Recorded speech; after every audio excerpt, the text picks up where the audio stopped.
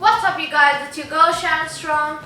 Today's video is entirely dedicated to one of the most sought after, although highly overrated muscle group called the Rectus Abdominis, and showing you guys a clear, no BS way on how to get those well-defined abs.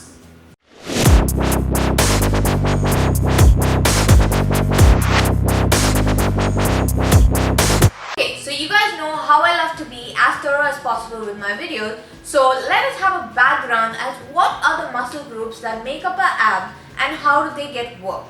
Okay, so starting off, we have one of the most prominent and visible group of muscles that make up our core. It's called the rectus abdominal muscles, okay, which is what you see when you see a well-defined six-pack. Okay, now this is a very important postural muscle. Okay, it helps in the flexion of the lumbar spine, which is what you do when you perform a crunch, and it also helps in bringing your pelvis to your rib cage, which is what you would do in a leg raise. Okay, now this muscle also gets worked isometrically, like when you carry a heavy weight. That is when you brace yourself and create that intra-abdominal pressure.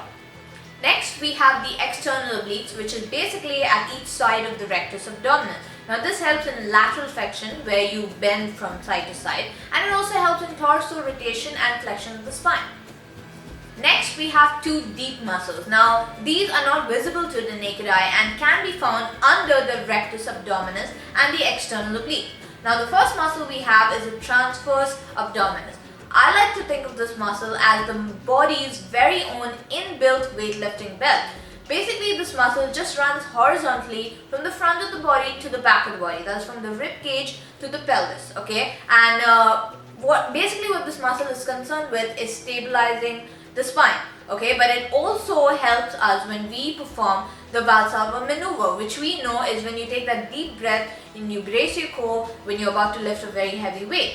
Okay, and the last muscle, the second muscle we have is called the internal obliques. Okay, basically these are found under the external oblique and like them also perform dorsal rotation and flexion of the spine. Okay, so now that we know what makes up the infamous six-pack ab, we're going to find out on how to go about growing them. That is how to train them properly. Okay, so just to make it very clear guys, each one of us has ab muscles. Okay, everyone from your milkman to the overweight guy in your gym has ab muscles. Okay, we wouldn't be able to stand straight without them. Okay, the task here is developing them and getting lean enough to get them to show. Okay, so now you might have heard that abs are made in the kitchen. Well, what I believe in is that abs are made in the gym as well as in the kitchen.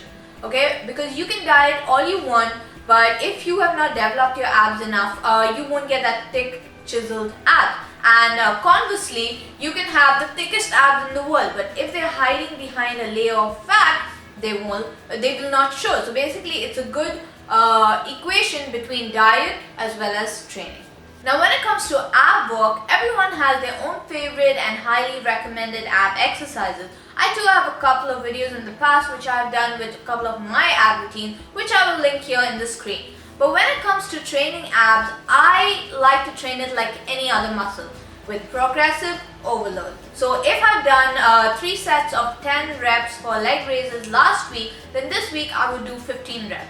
Your muscles respond to new stimuli, okay, and in this case it's the added reps. So over time, by doing this, you will see the results. Now there are literally dozens of ab exercises to choose from. So what I like to do is vary my exercises along with the reps and the sets, however progressing slowly with each workout. Now another thing that's really beneficial for training your abs are compound movements. Okay, your abs work really hard when stabilizing your trunk during a squat. Okay, so exercises like deadlifts, pull-ups, squat really help and should be a major chunk in your ab routine. Now coming to the diet part of it, when people say get your diet in check to have visible abs, what they really mean is getting your body fat levels down. Okay, so depending on how developed your abs are, you can have visible abs at 10 to 12%.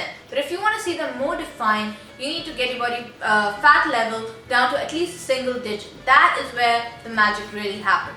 Okay, so we have people claiming all around that they have the secret to a six-pack ab. In reality, there's no secret. It's just consistency and a little elbow grease. So this is it for this video, you guys. I hope you enjoyed it.